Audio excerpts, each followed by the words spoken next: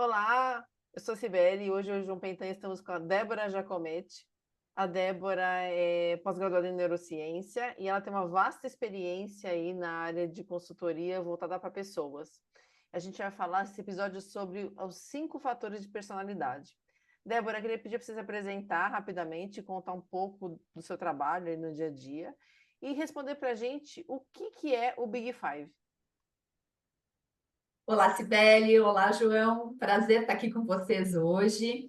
Bom, eu sou a Débora, então, e atualmente eu trabalho na área de pesquisa e metodologia e sou sócia da Clave Group. A Clave Group é uma empresa que tem foco em soluções para apoiar as empresas a potencializar a gestão de talentos, otimizar recurso, conectar as pessoas a oportunidades e conduzir processos de mapeamento de perfil e desenvolvimento de pessoas, em todas as etapas da jornada do colaborador. Nós temos aí mais de 30 anos de experiência e a gente associa a consultoria com o tech. Então, um prazer estar aqui com vocês. E o que é Bem, o Big Five?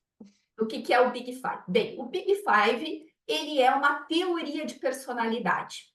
Preciso explicar que na psicologia nós temos diversas teorias de personalidade, e uma delas é o Big Five. O Big Five ele vem de uma teoria chamada disposicional, na qual a gente tem uma estrutura taxonômica hierárquica. Vamos entender o que quer dizer tudo isso, né? Primeiro é importante dizer o que é personalidade, né? Personalidade, então, é um conjunto de padrões relativamente estáveis de pensamentos, comportamentos e emoções. E o que é essa estrutura taxonômica e hierárquica? Bom, essa estrutura quer dizer que, basicamente, a gente tem uma estrutura de 5 fatores de personalidade, ou seja, todas as pessoas têm esses 5 fatores, em maior ou menor grau, né? E esses fatores, eles têm ali abaixo, é como se fosse um guarda-chuva. Abaixo desse guarda-chuva, a gente tem as facetas. Então, o que quer dizer isso, né? Então, a gente tem ali os 5 fatores de personalidade, e embaixo desses 5 fatores de personalidade, a gente tem cada uma das várias facetas. A gente diz o seguinte: o fator, ele é um comportamento não observável, ao passo que a faceta, ela é aquilo que é observável, né? Então, a gente pode entender isso dessa forma. Um outro ponto importante da gente entender a personalidade e o Big Five é que essa teoria, ela diz que a personalidade, ela vem de uma base biológica, mas também ela vem de adaptações de acordo com o ambiente em que a pessoa está vivenciando, né? Então, ali, ao longo da vida, a pessoa vai se expondo, digamos assim, a diversos ambientes, a diversas pessoas, e a conjunção desses elementos é que vão trazer essa ideia de cada um desses fatores. E, Débora, como são esses 5 fatores identificados na resposta anterior? Bom, nós temos então esses 5 fatores, quais sejam? Nós temos a agradabilidade, que também no Brasil é conhecida como sociabilidade ou amabilidade. Nós temos a abertura à experiência, nós temos a conscienciosidade, nós temos a extroversão e nós temos o neuroticismo, né? Então, esses são os 5 fatores, né? O que quer dizer cada um deles e quais são as facetas de cada um deles, né? Então, a agradabilidade, ela tem relação com a capacidade da pessoa de manter relações positivas, relações interpessoais voltados para esse comportamento mais social. E aí, como facetas, a gente tem a confiança, a franqueza, o altruísmo, a modéstia, a ternura e a conformidade. Então, essas são as facetas, então, os comportamentos que a gente observaria no caso de uma pessoa, um indivíduo que tem uma alta agradabilidade, né? Pode, eventualmente, a gente identificar algumas facetas, né, em maior ou menor grau, né, em uma pessoa, como a gente pode identificar todas elas, né? Então, é possível isso também, tá?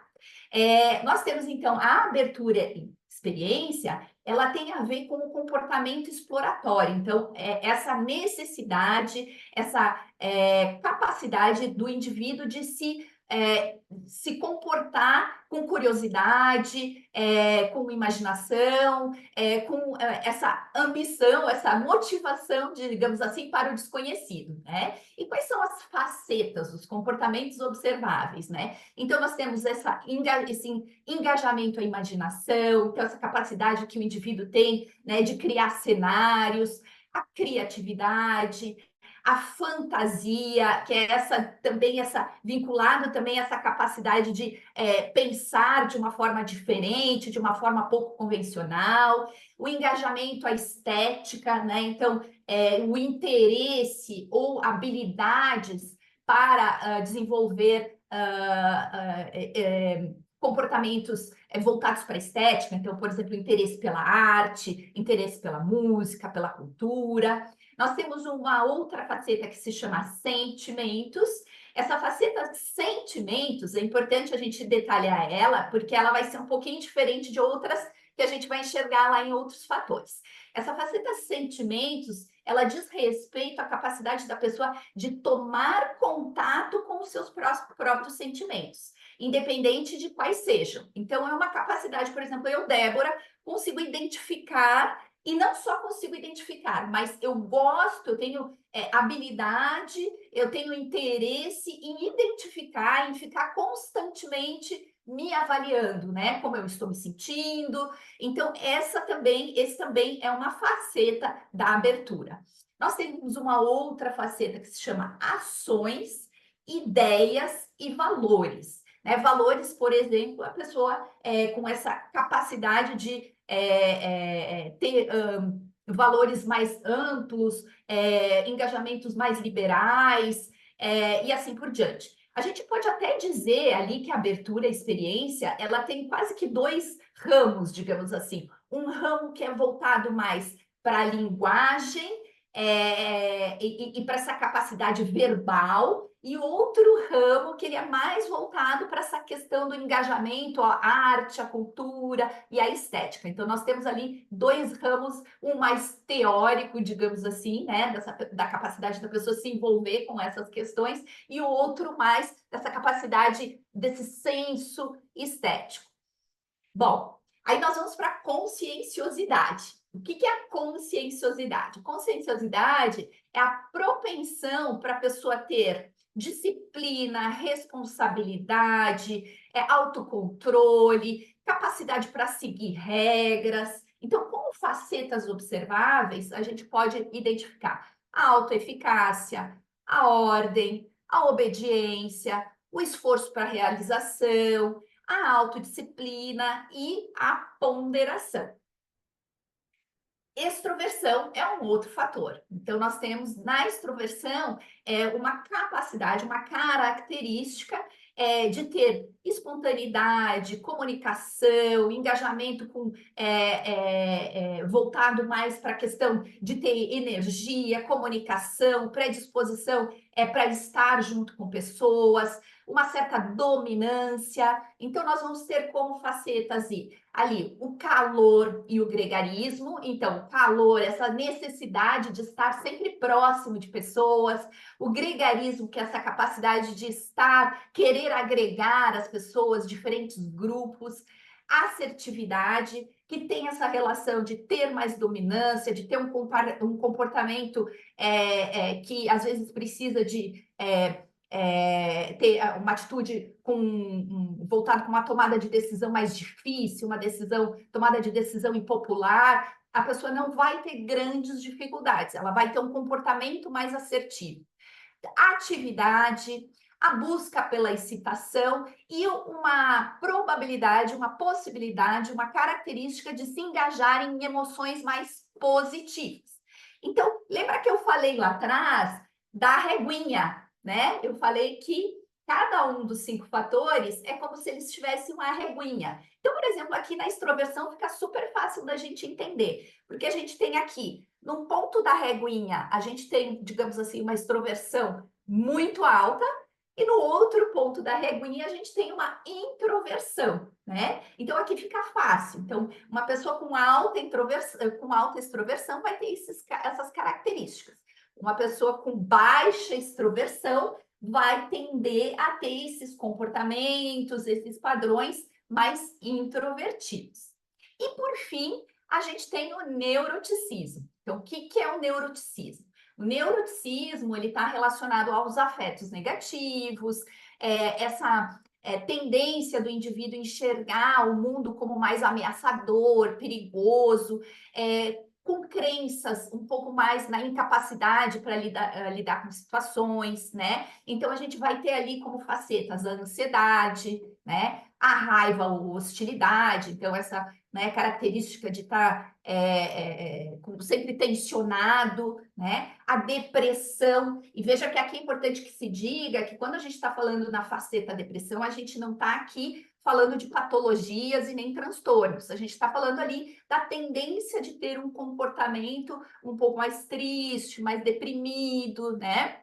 A autoconsciência inferior, que é essa característica de se sentir, às vezes, envergonhado, né, encabulado frente aos outros. A impulsividade, ou seja, essa característica de ter comportamentos impulsivos, que podem ser, por exemplo, comer demais, beber demais, jogar demais, ou até ter assim essa raiva, né, mais impulsiva, e a vulnerabilidade, que é aquela característica da pessoa que ela acaba se sentindo sempre muito sobrecarregada, né? Então, essas são as facetas e os fatores de cada um desses fatores.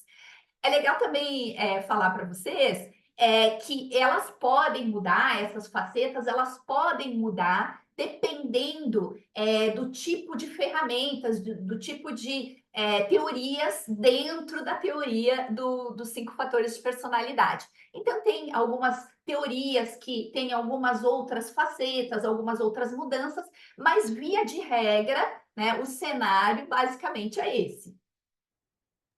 E, Débora, você poderia dar alguns exemplos das implicações dos 5 fatores na vida cotidiana? Sim, claro, a gente tem diversos exemplos, né? Por exemplo, a primeira característica, né, da gente entender os 5 grandes fatores de personalidade, o Big Five, é essa capacidade, né, que na medida que a gente conhece a teoria, a capacidade da gente também utilizar essa teoria como uma ferramenta para o autoconhecimento, né? Então, digamos assim, na vida, né, cotidiana, ela é uma ferramenta para autoconhecimento, mas a gente pode aplicar ela em diversas áreas, né? Então, por exemplo, no contexto clínico, ela é amplamente utilizada, no contexto acadêmico, ela é amplamente utilizada, ela vem sendo muito utilizada também na questão do entendimento, por exemplo, de comportamentos de consumo, né? Então, basta a gente pensar o seguinte: bom, se a gente tem ali um indivíduo que tem uma alta abertura, por exemplo, a tendência é ele gostar de experimentar coisas novas, gostar de viajar, né? Então, ali a gente tem ali também uma implicação e uma aplicação bastante importante e que vem crescendo em termos de estudos em comportamentos de consumo, né, no marketing e também, né, algo que a gente vem cada vez mais trabalhando, que é no contexto organizacional, né? Então, lá na Clave, por exemplo, a gente desenvolveu uma ferramenta, validou ela estatisticamente, a partir dos 5 grandes fatores de personalidade para entender isso no contexto laboral. Então, essas são algumas das possibilidades de aplicação que a gente tem. E, Débora, me explica um pouquinho mais por que é importante a gente entender esses fatores, identificar eles e quais os campos, né, que a gente pode utilizar. Uhum. Bom, então, reforçando, né? É importante a gente utilizar, entender essa teoria, entender os fatores, primeiro como de fato, uma ferramenta de autoconhecimento, né? Então, ela é uma ferramenta de autoconhecimento fantástica, porque ela permite que os indivíduos possam se conhecer e, em se conhecendo, também entender, né? Quais são os seus padrões de emoção, de comportamento, e aí, assim, por exemplo, a gente consegue entender como, por exemplo, ofertar melhores serviços, personalizar produtos. Lá no contexto laboral também, a gente consegue conectar melhor pessoas aos seus postos de trabalho, né? Uma vez que a gente tem ali vários estudos que investigam a questão de como que é o indivíduo, as preferências do indivíduo em relação ao tipo de trabalho, como que isso se relaciona com equipes, como que isso está relacionado com motivação, como que isso está relacionado ao comportamento organizacional, como que isso está relacionado com liderança. Então, a gente tem ali uma série de aplicações bastante interessantes, e nesse sentido a gente tem vários estudos, né, que vêm sendo aperfeiçoados nesse sentido. Débora, esses 5 fatores, eles se transformam ao longo da vida? As pessoas conseguem mudá-lo? Ah, eu nasci com menos extroversão e eu quero ser muito extrovertida. Tem como mudar? Ótima pergunta, Cibele. Bom, o que os estudos têm observado é que, em se tratando de uma teoria de personalidade, a personalidade é algo que tende a ter uma estabilidade ao longo da vida, né? Então, esse é o primeiro ponto. Então, a gente tem ali como um ponto de partida, né, uma certa estabilidade. Porém, sim, é possível fazer mudanças ao que a gente chama de adaptações, né? Então, por exemplo, vamos dar um exemplo, uma pessoa muito introvertida e ela precisa dar uma aula, dar uma palestra, né? O que que ela vai fazer? Ela vai virar uma pessoa super extrovertida do dia para a noite? Não, né? Mas o que que ela vai fazer? Ela vai fazer uma adaptação para poder estar naquele ambiente. Então, esse é o ponto. Então, as pessoas podem fazer adaptações, e aí a gente sabe na neurociência, né, da plasticidade cerebral e a capacidade que a gente tem para trabalhar mudanças. Então, a gente pode sim ter essas adaptações. É importante também que se diga que essas adaptações, muitas vezes, quando elas são adaptações momentâneas ou adaptações pontuais, elas podem demandar uma alta carga cognitiva, né? Então, por exemplo, pegando o exemplo dessa pessoa que é muito introvertida e que vai dar uma palestra, né? E ela está fazendo aquilo de forma pontual, ela nunca fez e vai fazer aquilo pela primeira vez. Então, por mais que ela treine, né, por mais que ela vai elevar a sua extroversão, isso vai demandar dela, né, uma carga cognitiva um pouco maior, né? Então, o que que é importante a gente entender também, né? É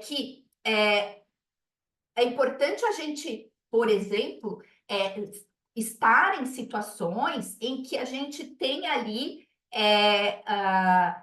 que sejam adequadas às nossas características de personalidade, porém eu posso ter motivação para mudar, né? E aí eu vou trabalhar nessas motivações e nessas adaptações em função das adaptações, né? Em função dessas motivações que eu tenho. Então, esse é um ponto, né? Um outro ponto importante também que se diga é que é o seguinte: se tudo for, né, linear ao longo da vida, a pessoa ali vai ter uma certa estabilidade. Porém, eventos muito importantes, eventos traumáticos ou eventos de alta carga emocional podem eventualmente causar uma determinada ruptura ou uma determinada mudança em termos comportamentais, e aí isso pode impactar nos 5 fatores de personalidade. E por final, né, a gente tem também a questão de alguns estudos têm mostrado para a gente que alguns dos fatores, eles vêm, por exemplo, a abertura, né? Ela lá na infância e na adolescência, ela é um pouco mais alta, e com o passar do tempo, ela pode diminuir um pouquinho. Conscienciosidade, ela pode aumentar ali quando a pessoa entra no mercado de trabalho, e depois ela pode eventualmente baixar um pouco. Mas isso são estudos, Sibeli, que ainda, e João, são estudos que ainda carecem de uma amostra, de um tamanho de amostra maior. Né? Então, o que quer dizer? A gente ainda tem estudos que precisam, a gente precisa estudar isso numa amostra, né, de pessoas mais amplas para entender se isso se confirma ou não. Né? Um outro ponto importante que eu não mencionei ainda, mas vale destacar também, é que a gente não pode tirar e olhar isoladamente cada um dos 5 fatores sem cruzá-los. O que eu quero dizer com isso? Né? Por exemplo, a gente está investigando ali uma pessoa em uma posição de liderança, né? Se a gente investigar, por exemplo, a extroversão de forma isolada, a gente vai ter um contexto. Mas se a gente investigar a extroversão com outros fatores, a gente pode ter um contexto um pouco mais diferente, né? Por exemplo, vamos imaginar um chefe que a gente tem ali com uma alta extroversão e um baixo neuroticismo, né? Vai ser um chefe que vai gostar de estar com pessoas, que vai estar ali, né, sempre muito engajado, comunicativo, né? E talvez, né, com um estresse, uma ansiedade mais baixa. Um chefe que a gente tem uma extroversão muito alta, um neuroticismo muito alto, a gente vai ter uma outra conjunção de fatores. Então, é muito importante que sempre que a gente investigar os fatores, a gente não investigue eles somente de forma isolada, mas também como que eles se conectam com os demais fatores. E, Débora, com certeza tem pesquisas, né, futuras em relação aos fatores. Você pode citar quais são elas? Sim, nós temos diversas pesquisas em diversos campos, né?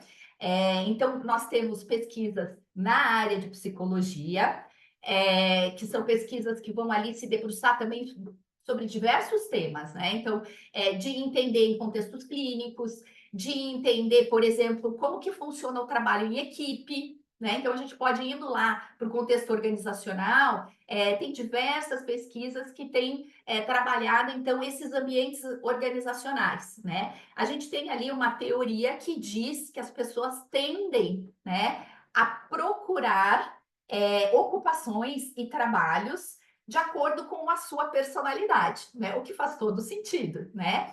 Então, a gente tem ali diversas novos estudos que vêm surgindo ali a partir dessa área de conhecimentos. Então, por exemplo, trabalho em equipe, liderança, de novo, motivação. Então, a gente tem essas diversas vertentes. A gente tem as vertentes ali, por exemplo, de comportamento de consumo, como eu falei anteriormente. E nós temos também uma outra vertente muito interessante, que são os estudos em neurociência. Dentre esses estudos de neurociência, João, eu gostaria de citar um deles, que é a teoria cibernética dos 5 fatores de personalidade, que é um estudo muito interessante, que o que quer dizer esse estudo, e vamos entender também qual que é a diferença do estudo dos 5 fatores na psicologia, no ambiente organizacional, no consumo e na neurociência, né? Enquanto a gente aqui está avaliando mais comportamento, padrão de pensamento, emoção, na neurociência a gente está tentando entender como que esses elementos eles operam em níveis neurobiológicos, né? Então a gente tem diversos novos estudos na área da neurobiologia, neurociência. E essa teoria dos 5 fatores de personalidade, ela entende o nosso organismo ou o nosso cérebro como um ser, né, cibernético, né? O que é o ser cibernético? É um sistema que é integrado, né? Um sistema de mecanismos integrados que realizam funções cibernéticas, ou seja, seres que se autorregulam a partir de memória, feedbacks, e elas se autorregulam em função de um objetivo. Qual que é esse objetivo? Basicamente, são 2 objetivos. É prosperar e se adaptar. Veja, se a gente olhar, faz todo sentido do mundo, né? Porque o que a gente faz no nosso dia a dia, na nossa vida, né? É se adaptar às novas circunstâncias e prosperar. E aqui o prosperar não é só no sentido econômico, né? É prosperar no sentido mais amplo, né? Então, essa teoria dos 5 fatores de personalidade, ela entende, né, que a gente consegue fazer essa correlação entre o cérebro como um sistema cibernético, e cada um dos 5 fatores associados à plasticidade e à estabilidade. Então, estabilidade para manter basicamente o que está dando certo, e adaptabilidade, plasticidade, rumo, né, a prosperar, né? E aí lembra que esse é um mecanismo que a gente está fazendo esse movimento e ele vai tendo feedbacks a partir das nossas memórias, a partir das nossas relações com o ambiente.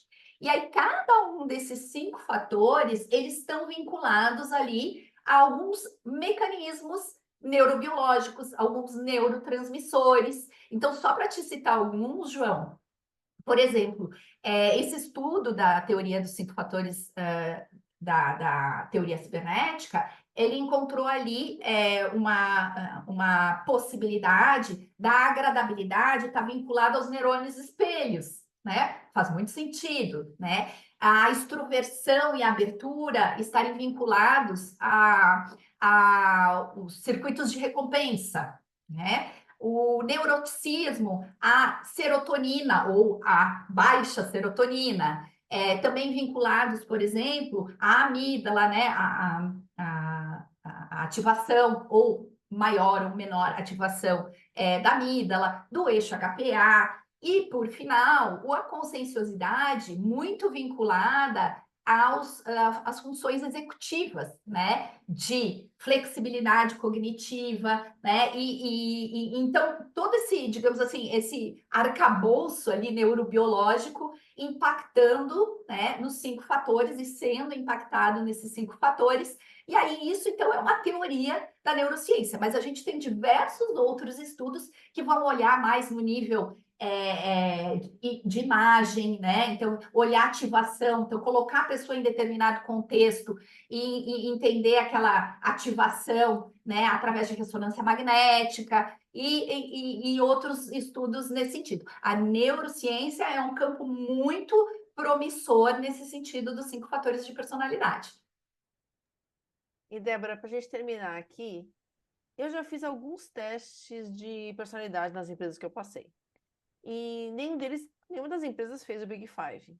E agora vamos pensar assim: se eu sou de RH, por que eu contrataria o Big Five e não um outro teste como esse? Por que eu vou contratar a Clave para rodar o Big Five para minha empresa e não vou contratar o João para rodar o teste X? A recomendação é porque ele é o único comprovado pela neurociência, é isso? Bom, a gente tem diversos fatores que fazem sentido a gente aplicar os 5 fatores de personalidade, né? Um deles é realmente essa robustez científica. Então, ele é uma ferramenta, né? Um método, uma teoria que tem uma grande robustez científica, né? Com muitos dados validados. Então, esse já é um bom indicador, né? O outro indicador é que a gente consegue identificar os 5 fatores e consegue fazer composições entre esses 5 fatores. Então, a gente consegue ter uma certa predição, digamos assim, uma identificação preditiva, né? De comportamentos, de padrões, né? a partir não só do fator isoladamente, né? Mas também como que isso se relaciona de forma holística, né? Integrada entre esses 5 fatores, né? Então, esses são alguns, né, das possibilidades, né, ou do porquê que a gente poderia utilizar o Big Five e não outra ferramenta, né? Mas eu diria que a validade científica, ela é fundamental para que a gente tenha uma ferramenta assertiva. Então, nesse sentido, o Big Five, ele é altamente confiável.